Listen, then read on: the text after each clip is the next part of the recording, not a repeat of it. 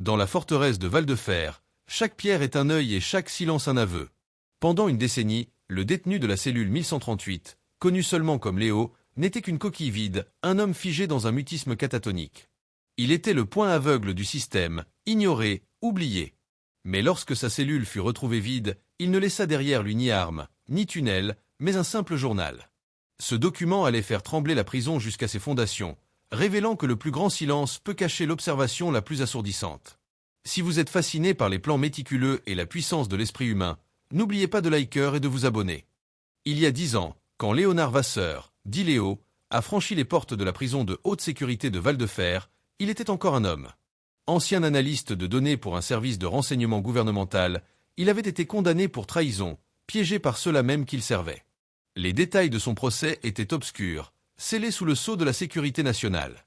Ce qui était clair, c'était la sentence, la perpétuité, sans possibilité de libération conditionnelle. Léo, l'homme qui voyait des schémas dans le chaos, était désormais une simple donnée dans le système carcéral.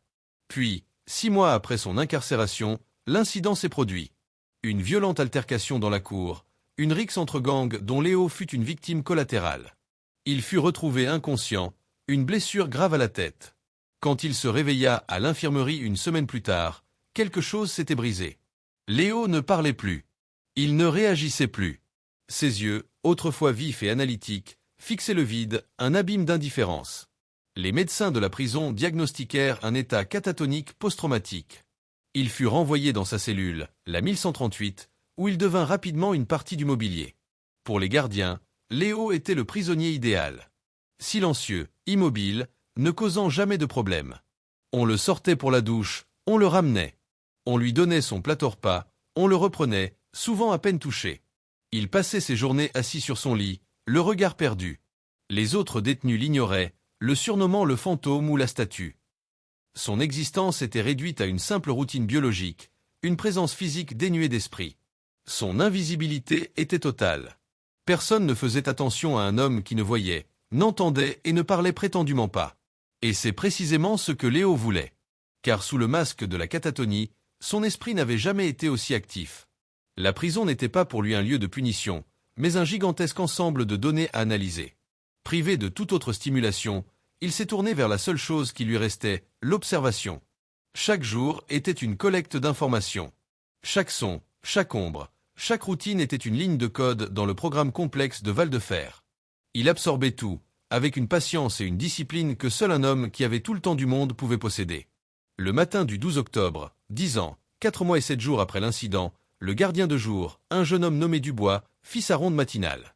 Il jeta un regard distrait dans la cellule 1138 et son cœur s'arrêta. Le lit était vide. Le fantôme avait disparu. L'alarme fut déclenchée. La prison fut immédiatement bouclée. Le directeur, un homme sévère nommé Renaud, arriva sur les lieux, le visage fermé. Comment un homme dans un état végétatif pouvait-il s'évaporer d'une cellule fermée à clé dans l'une des prisons les plus sûres du pays? La cellule fut fouillée de fond en comble. Il n'y avait aucun signe d'effraction.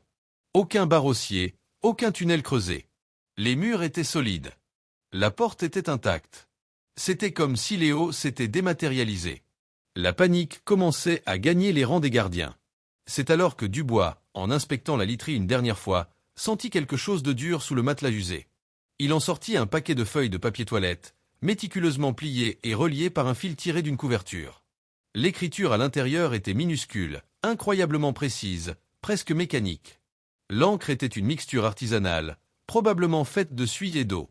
C'était un journal. Le directeur Renaud s'en saisit et commença à lire la première page, datée de 10 ans plus tôt, juste après le traumatisme de Léo.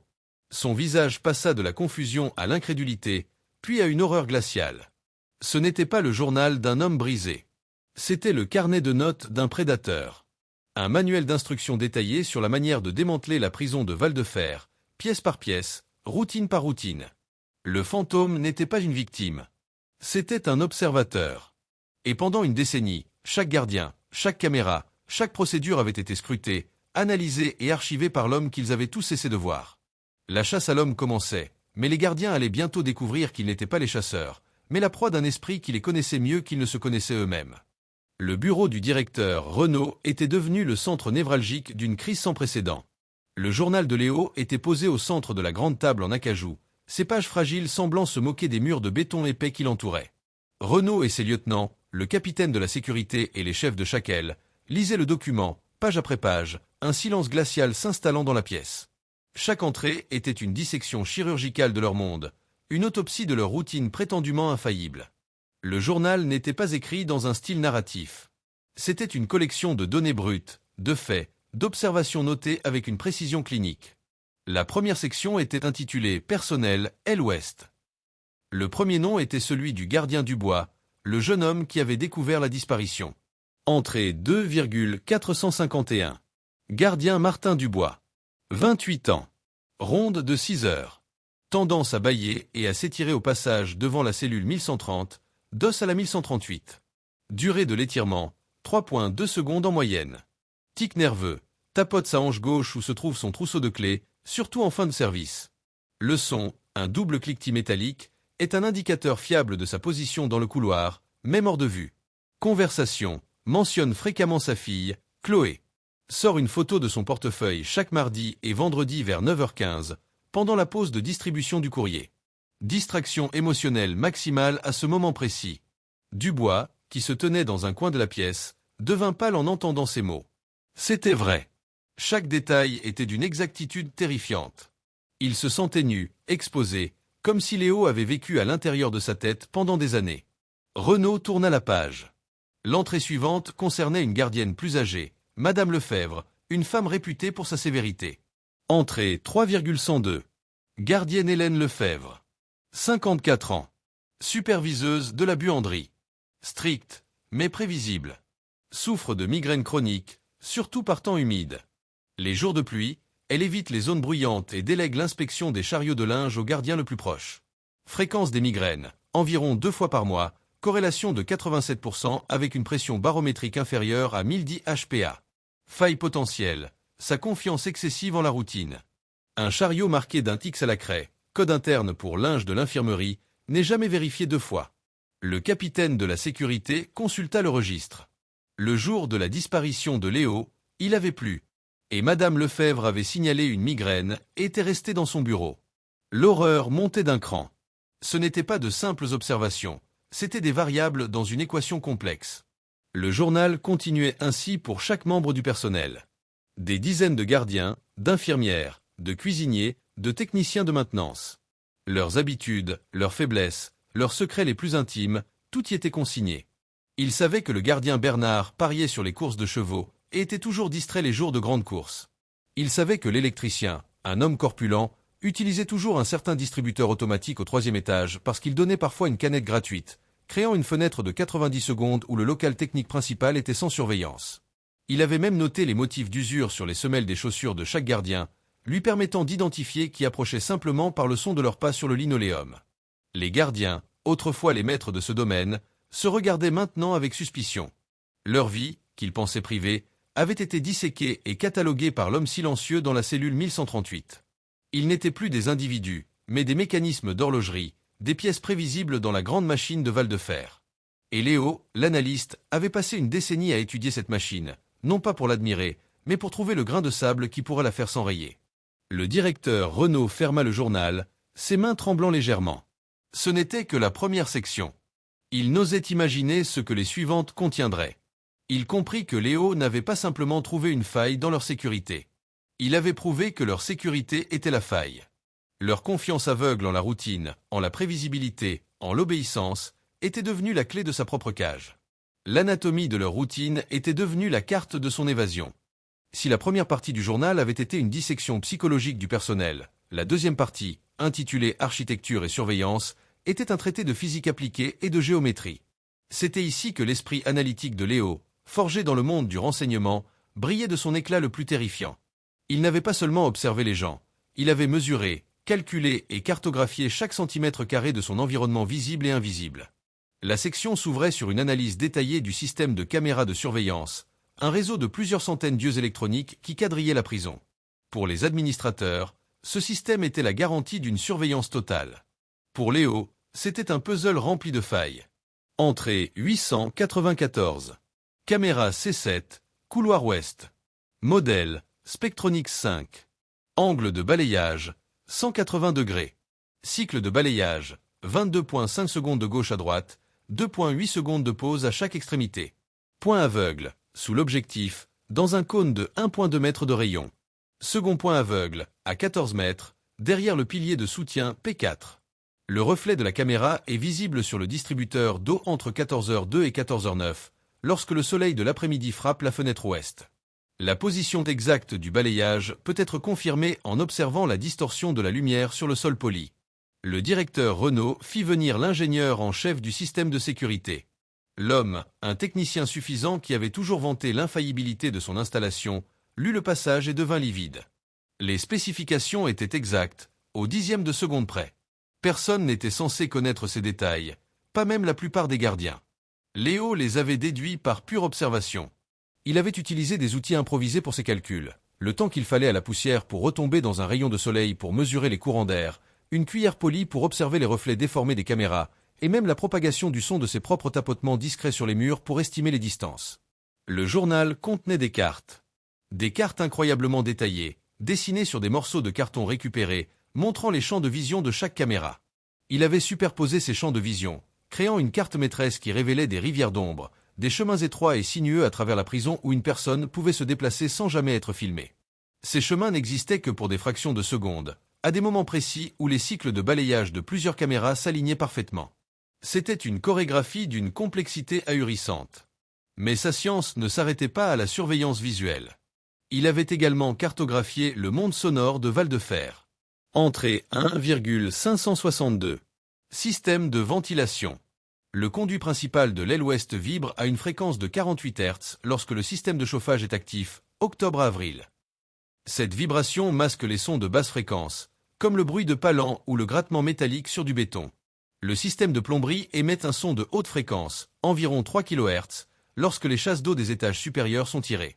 Ce son peut être utilisé pour synchroniser des actions entre différentes ailes, car il se propage presque instantanément à travers la structure. Léo avait transformé la prison en un instrument de musique, et il en avait appris la partition par cœur. Il savait que le grincement du chariot de la blanchisserie signifiait qu'il se trouvait à exactement 25 mètres de sa cellule. Il savait que le bourdonnement du transformateur électrique principal changeait subtilement de tonalité 3 minutes avant un changement de garde, lorsque les lumières du couloir suivant étaient allumées. Le plus stupéfiant était son analyse des systèmes de verrouillage. Les portes de Val-de-Fer étaient électroniques, commandées depuis un poste de contrôle central. Léo n'aurait jamais pu y accéder. Mais il avait remarqué quelque chose d'autre. Entrée 3,211. Serrures électroniques Maglock série 7. Chaque serrure émet un champ électromagnétique faible lors de son activation. En utilisant un fil de cuivre, extrait d'un vieux casque audio de la bibliothèque, enroulé autour d'une petite attache en métal, il est possible de créer une bobine d'induction rudimentaire. En approchant cette bobine de la serrure, la fluctuation du champ magnétique peut être sentie comme une légère vibration. Le modèle de fluctuation est unique pour chaque type de commande, ouverture, fermeture, alarme. J'ai catalogué les 17 variations. Le capitaine de la sécurité laissa tomber le journal sur la table. C'était de la folie. L'homme n'avait pas seulement observé leur monde, il l'avait disséqué au niveau subatomique. Il avait appliqué les principes de l'optique, de l'acoustique et de l'électromagnétisme en utilisant des déchets de prison. Il n'avait pas eu besoin de complices, d'armes ou de force. Il n'avait eu besoin que de son esprit et du temps. Le directeur Renault réalisa que pendant 10 ans, il n'avait pas gardé un prisonnier. Ils avaient hébergé un projet de recherche scientifique dont l'unique sujet était leur propre destruction. La science de l'invisible avait rendu Léo invincible. Après avoir disséqué la mécanique de la prison et la psychologie de ses gardiens, le journal de Léo s'aventurait dans un territoire encore plus intime et dévastateur. La 3e section, qu'il avait sobrement intitulée « Variables humaines », explorait les vies personnelles, les secrets et les vulnérabilités de ceux qui le gardaient. Ce n'était plus de l'analyse de données, c'était de l'espionnage de l'âme. Léo avait compris que la plus grande faille de sécurité d'un système n'est pas technologique ou procédurale, mais humaine. Il avait passé des années à écouter. Non seulement les conversations des gardiens entre eux, mais aussi leurs appels téléphoniques personnels passés depuis le bureau de l'aile, qu'il pouvait entendre en écho dans les conduits de ventilation. Il avait observé le courrier qu'ils lisaient, leurs expressions changeant du rire aux larmes. Il avait catalogué leurs espoirs, leurs peurs, leurs addictions et leurs amours. Entrée 4,015. Capitaine de la sécurité, Jean-Marc Pradier. projette une image d'incorruptibilité et de contrôle. En réalité, il est lourdement endetté à cause des frais médicaux de sa femme. Il a récemment vendu sa voiture de collection, un fait qu'il cache à ses collègues.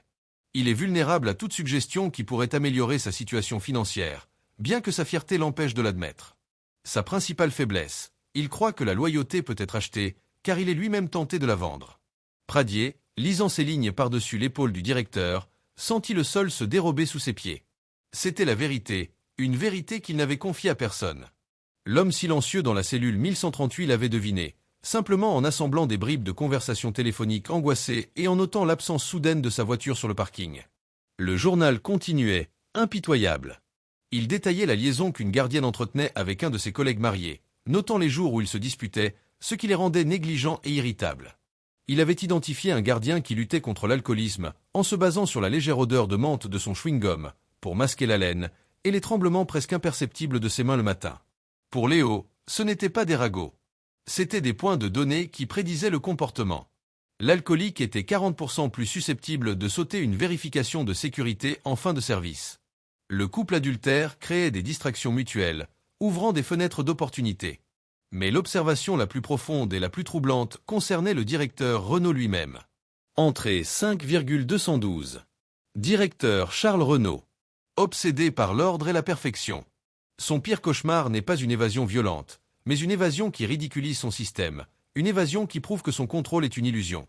Il est arrogant, mais cette arrogance est une armure pour une profonde insécurité. Il a une confiance aveugle en la technologie et les protocoles, car il se méfie de l'élément humain, y compris de lui-même. En cas d'anomalie inexplicable, son premier réflexe ne sera pas de croire à l'impossible, une évasion méticuleusement planifiée, mais de chercher une explication simple, une erreur administrative, une panne technique. Cette inertie cognitive sera sa chute. Il est incapable d'imaginer un esprit comme le mien. Renaud sentit une bouffée de chaleur monter à son visage. C'était comme si Léo avait effectué une psychanalyse à distance, perçant à jour ses mécanismes de défense les plus profonds. L'homme ne s'était pas contenté d'étudier les murs de la prison, il avait sondé les failles de leurs âmes. Il avait compris que chaque homme et chaque femme à Val-de-Fer était sa propre prison, enfermé par ses habitudes, ses peurs et ses secrets. Cette section du journal était la plus cruelle. Elle ne se contentait pas d'exposer leurs faiblesses professionnelles, elle mettait à nu leur humanité fragile. En lisant ces pages, les gardiens et les administrateurs ont réalisé qu'ils n'avaient pas été simplement observés, ils avaient été compris. Et être compris par un esprit comme celui de Léo, c'était être entièrement et irrémédiablement vulnérable. Ils n'avaient pas eu besoin de briser leur corps ou de corrompre leurs principes.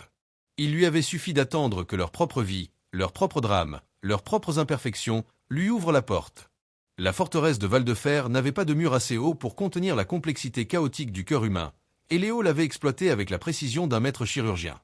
La 4e section du journal était la synthèse de tout ce qui précédait. Intitulée Le protocole d'évasion, symphonie en 12 mouvements, elle était moins un ensemble de notes qu'un plan d'exécution d'une complexité vertigineuse. C'était ici que Léo, l'analyste, se révélait être Léo, le stratège. Il avait passé une décennie à rassembler les fils, les routines des gardiens, les angles morts des caméras, la physique du bâtiment, les failles psychologiques du personnel et maintenant, il les tissait ensemble pour former la toile de son évasion. La lecture de cette section fut, pour le directeur Renaud et son équipe, une expérience terrifiante. Ils voyaient leur propre prison, leur propre comportement, transformés en une série de dominos, positionnés avec une précision millimétrique, attendant que Léo pousse le premier. Le plan n'était pas une action unique, mais une cascade d'événements parfaitement synchronisés, s'étalant sur plusieurs heures, où chaque action était dépendante de la précédente. Le premier mouvement, comme l'appelait Léo, commençait à 13h. Le camion de livraison de la blanchisserie arrive à la porte de Servicet. Chauffeur, Gérard. Habitude, écoute toujours le match de football à la radio, volume élevé. Distraction auditive garantie. Arrivée prévisible à 13h02, avec une marge d'erreur de +/3 minutes. Le deuxième mouvement se déclenchait à 13h30. La gardienne Lefebvre, si la pression barométrique est basse, vérifiée par la condensation sur la fenêtre de ma cellule, signalera sa migraine. Elle ordonnera au gardien Bernard de superviser le déchargement du linge. Le troisième mouvement était le pivot psychologique. Bernard, dont l'équipe de football favorite joue, vérifié par les conversations du matin, sera distrait par la radio de Gérard. De plus, son bookmaker lui envoie les résultats des courses de chevaux par SMS vers 13h45. Probabilité de consultation du téléphone, 95%. Fenêtre de distraction visuelle, 15 secondes.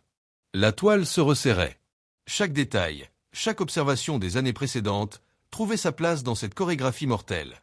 Le plan détaillait comment Léo devait obtenir l'uniforme. Pas en l'attaquant, mais en le récupérant. Un ancien uniforme de gardien, mis au rebut à cause d'une petite déchirure, se trouvait dans le sac de linge numéro 7, celui destiné aux réparations. Léo savait cela parce qu'il avait observé le système de tri pendant des années. Le 7e mouvement était le plus audacieux. 14h05, je sors de ma cellule. Comment? La serrure électronique de la série 7 peut être court-circuitée par une surtension statique. En frottant une couverture en laine, disponible dans toutes les cellules, contre le cadre métallique du lit, on peut accumuler une charge suffisante. En touchant le panneau de contrôle de la porte avec une attache métallique au bon moment, la charge se décharge, provoquant une réinitialisation du système qui déverrouille la porte pendant 0,8 secondes. Ce laps de temps est suffisant pour ouvrir la porte. L'ingénieur en chef blêmit. C'était théoriquement possible, mais considéré comme si improbable que ce n'était même pas dans les manuels de sécurité. Les mouvements suivants décrivaient son chemin à travers la prison, une danse silencieuse à travers les rivières d'ombre des caméras qu'il avait cartographiées. Le plan était un véritable chronomètre. À 14h12, il devait être dans le local des électriciens, profitant des 90 secondes de distraction du technicien au distributeur. Il n'était pas là pour saboter, mais pour récupérer un simple tournevis. À 14h18, il devait être près de la buanderie, enfilant l'uniforme. Le 11e mouvement était le point culminant. 14h28, je pousse le chariot de linge marqué d'un X à la craie, celui que Lefebvre ne vérifie jamais, vers la porte de service. Le gardien Bernard, après avoir reçu les résultats de ses paris, sera en train de discuter avec le chauffeur Gérard du match de football. La caméra C12 sera en fin de balayage vers la droite. Le soleil de l'après-midi créera un reflet sur la porte métallique, aveuglant partiellement la caméra de la tour de Gardet. Cela crée une fenêtre de 4 secondes. Le 12e mouvement était d'une simplicité désarmante. 14h28 et 4 secondes. Je passe la porte de service avec le chariot, la tête baissée comme un gardien fatigué. Une fois dans la cour de livraison, je me dirige vers le camion. Je me cache dans le compartiment de rangement vide sous le châssis, un espace que personne ne vérifie jamais. Le camion partira à 14h45, comme tous les jours. En terminant la lecture, le directeur Renaud comprit la véritable nature du génie de Léo. Il n'avait pas forcé une seule serrure, agressé un seul gardien ou creusé un seul tunnel. Il avait simplement attendu que la prison elle-même, avec sa routine, ses failles et ses habitants prévisibles, lui ouvre la porte. Il n'avait pas brisé le système, il l'avait utilisé comme une clé. Le journal n'était pas seulement un plan d'évasion, c'était la preuve que, pendant 10 ans, l'homme le plus libre de Val-de-Fer avait été celui qui se trouvait derrière les barreaux de la cellule 1138. Le chaos qui a suivi la découverte du journal n'était rien comparé à la reconstruction méthodique de l'évasion. Le directeur Renaud, armé du protocole de Léo, a ordonné une reconstitution minute par minute. C'était une expérience humiliante et surréaliste pour les gardiens, forcés de rejouer leur propre négligence, guidés par les écrits de l'homme qui les avait déjoués. Ils ont commencé par vérifier les journaux de bord et les enregistrements vidéo de la veille. Chaque détail, chaque prédiction du journal s'est avéré d'une exactitude glaçante. À 13h02, le camion de la blanchisserie était arrivé. Les enregistrements audio du portail ont confirmé que le chauffeur, Gérard, écoutait bien le match de football à un volume assourdissant. À 13h31, le registre de l'infirmerie montrait que la gardienne Lefebvre avait demandé de l'aspirine pour une migraine. Les enregistrements vidéo du couloir principal montraient le gardien Bernard se dirigeant vers la buanderie, son téléphone à la main, exactement comme Léo l'avait décrit. Les pièces du puzzle, invisibles la veille, s'assemblaient maintenant avec une clarté effrayante. La partie la plus difficile à accepter pour l'équipe technique fut la sortie de la cellule. Ils ont d'abord affirmé que le court-circuit par électricité statique était impossible. Puis, sous l'insistance de Renaud, ils ont essayé. Après plusieurs tentatives, en frottant la couverture contre le lit avec une énergie frénétique, ils ont réussi à accumuler une charge. Au contact de l'attache métallique, une minuscule étincelle a jailli. Le voyant de la serrure a clignoté, et la porte s'est déverrouillée pendant moins d'une seconde avec un clic à peine audible. Un silence de mort s'est abattu sur les techniciens. La théorie de Léo était validée. Ils ont suivi son chemin, cette rivière d'ombre tracée sur les cartes du journal. En visionnant les enregistrements de plusieurs caméras simultanément, ils ont vu ce que Léo avait vu. Un danseur fantomatique se déplaçant dans les interstices de leur surveillance. Il apparaissait dans le coin d'un écran pendant une fraction de seconde, disparaissant juste avant que la caméra suivante ne le capte. Il était là, et en même temps, il n'était nulle part. C'était un fantôme dans la machine, se déplaçant avec une grâce et une précision qui défiaient l'entendement. Le moment le plus accablant fut le visionnage de la caméra de la porte de service à 14h28. L'image montrait le gardien Bernard et le chauffeur Gérard, dos à la porte, absorbés par une discussion animée, leurs gestes indiquant qu'ils parlaient de sport. On voyait le chariot de linge, marqué d'un X, être poussé par une silhouette en uniforme de gardien. La silhouette avait la tête baissée, son visage caché par la casquette. Personne n'y avait prêté attention. C'était une scène banale, répétée des milliers de fois. La banalité était son camouflage. Ils ont inspecté le camion de Gérard, qui avait été retrouvé et ramené à la prison. Le compartiment de rangement sous le châssis était vide, mais les techniciens ont trouvé des traces de fibres de l'uniforme de la prison. Il s'était bien caché là. Il avait quitté Val-de-Fer non pas par un tunnel sombre, mais par la grande porte, au vu et au su de tous, rendue invisible par l'uniformité et la routine. La reconstitution s'est achevée dans le bureau du directeur. Les visages étaient sombres. L'évasion de Léo n'était pas seulement un échec de la sécurité, c'était une défaite philosophique. Il avait utilisé leur force, l'ordre, la discipline, la prévisibilité et l'avait retourné contre eux. Il avait rompu son silence non pas par des mots, mais par une seule action parfaitement exécutée, une action qui criait son intelligence et leur faillibilité. Ce jour-là, les gardiens de Val-de-Fer ont compris la véritable nature de leurs prisonniers. L'homme de la cellule 1138 n'avait pas été silencieux par traumatisme, mais par stratégie. Son silence n'était pas un vide, mais une arme qu'il avait affûtée pendant 10 ans. Et lorsqu'il a finalement utilisé, le son qu'elle a produit fut le claquement assourdissant de la porte de la prison se refermant derrière lui, l'homme le plus silencieux du monde ayant eu, en fin de compte, le dernier mot. Dans les jours qui ont suivi l'évasion, une nouvelle forme de prison s'est abattue sur Val-de-Fer, la paranoïa. Le journal de Léo, désormais surnommé le Codex du fantôme, a été placé sous scellé, mais son contenu s'était déjà répandu comme un poison dans les veines de l'établissement. L'évasion physique de Léo était terminée, mais son assaut psychologique ne faisait que commencer. Une enquête interne, menée par des agents du ministère de la Justice, a transformé la prison en un tribunal. Chaque gardien mentionné dans le journal a été interrogé pendant des heures. Leur vie personnelle, leurs dettes, leurs liaisons, leurs faiblesses, tout ce que Léo avait noté ont été étalés et disséqués par les enquêteurs.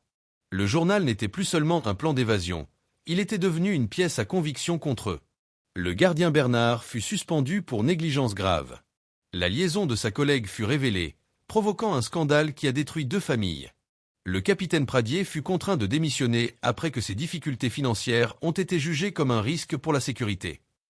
Léo, de l'extérieur, continuait de démanteler leur vie. Les relations entre les gardiens se sont effondrées.